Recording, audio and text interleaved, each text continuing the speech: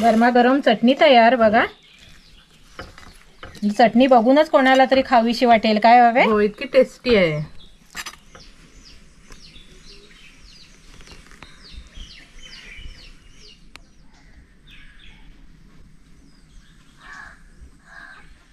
नमस्कार. आज मी तुम्हाला चटणी करून दाखवणार आहे. घावण्यासोबत इडली, मेदूवडा, आंबोळी, उत्तप्पा. चटणीशिवाय मजा नाही ना खायला. तर मी आज तुम्हाला ही हिरवी ओल्या खोबऱ्याची चटणी करून दाखवणार आहे, अगदी माझ्या पद्धतीने. म्हणजे मी विक्रीसाठी ना घावणे चटणी, मेदूवडा चटणी विकते ना, त्या विक्रीसाठी मी ही चटणी बनवते. ती आज मी तुम्हाला दाखवणार आहे. कमीत कमी साहित्यात आणि घरगुती पद्धतीने मी तुम्हाला ही चटणी करून दाखवणार आहे. एकदा केलात ना तुम्ही, तुम्हाला आवडलात ना, तर तुम्ही ही चटणी रोजच कराल. हो, एकदम भारी लागते चवीला. चविष्ट अगदी. त्यासाठी बघा, हे ओलं खोबरं घेतलंय 2 वाट्या, पाव वाटी शेंगदाणे घेतलंय, पाव वाटी भाजकी डाळ घेतली आहे, कोथिंबीर, 4 अशा हिरव्या मिरच्या घेतल्यात आहे आणि 15 लसूण पाकळ्या घेतल्यात आहेत आणि मीठ. आणि फोडणीसाठी आपला कढीपत्ता, मोहरी आणि तेल आणि पाणी, एवढंच साहित्य आहे.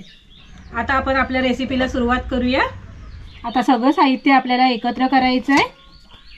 हे ओलं खोबरं, ओलंच खोबरं घ्यायचं चटणीला. शेंगदाणे टाकायचे आहेत, भाजकी चण्याची डाळ घ्यायची आहे बघा, लसूण पाकळ्या आणि ओली मिरची अशी बारीक करून टाकायची.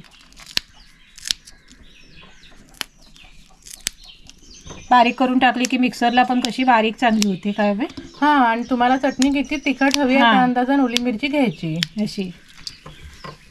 आणि आता ह्याच्यात ही कोथिंबीर पण अशी बारीक करून टाकायची, म्हणजे मिक्स होते चांगली. आणि चवीपुरतं मीठ. मीठ बाकी बरोबर टाका. मीठ कसं प्रमाण बरोबर असलं की चटणीची चव पण चांगली लागते. तिखटपणा बाकी सर्व साहित्य चव व्यवस्थित लागते. आणि सगळं साहित्य आपल्याला हे असं एकजीव करून घ्यायचं, म्हणजे कसं मिक्सरला वाटताना पण असं चांगलं बारीक होतं मग एकदम सगळं.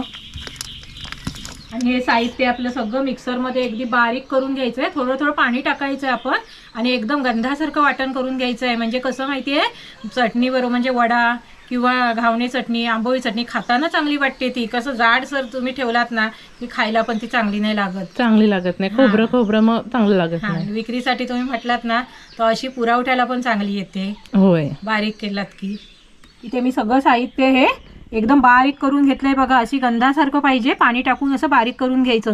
जास्त आपल्याला पाणी नाही टाकायचंय. तुम्हाला दाखवते मी ताटात कशी चटणी पाहिजे वाढायला, ती हाताने दाखवते. बघा, बारीक केलात ना की मेदूवडा जर असेल तर घावणे चटणी असेल, अलगद अशी वरती येते चांगली मस्त.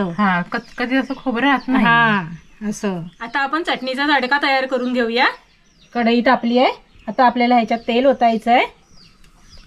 चटणी कशी जास्त आहे ना, म्हणून आई कढईत देते तडका.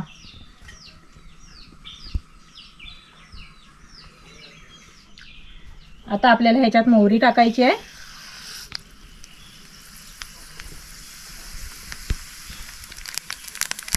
मोहरी तडतडली की आता आपल्याला ह्याच्यात कढीपत्ता टाकायचा आहे.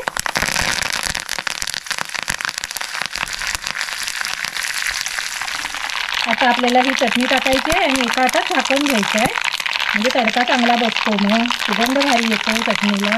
हो.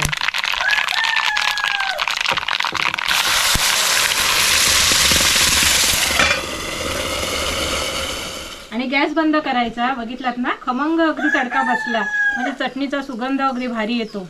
चव पण भारी. लगेच आपल्याला झाकण काढायचं नाही आहे. ती वाफ आहे ना ती चटणीत उतरू दे जरा चांगली. झाकण काढून बघूया. अगदी भारी तडका बसलाय बघा. मस्त रंग किती सुरेख आलाय बघा. सुंदर. गरमागरम चटणी तयार बघा. चटणी बघूनच कोणाला तरी खावीशी वाटेल. काय हवे? हो, इतकी टेस्टी आहे. अगदी भारी झाली आहे चटणी बघा. या चटणीत कसं मोहरीनी कढीपत्ता जरा जास्त टाकायचं, म्हणजे चव पण चांगली आणि दिसायला पण चांगली दिसते. होय. ही बघा अगदी भारी. आणि चटणी आपल्याला अशी एवढीच ठेवायची आहे घट्ट. ही बघा, म्हणजे कसं ताटात वाढल्यावर पाणी वेगळं आणि चटणी वेगळी अशी व्हायला नको. नाही तर कसं ताटात वाढली की पाणी एकदम व्हावत जातं ना, तसं व्हायला नको. म्हणून चटणी टाकल्या अशी ताटात राहायला पाहिजे. खोबरं वेगळं होतं बघा, पाणी वेगळं होतं, तसं नाही व्हायला पाहिजे.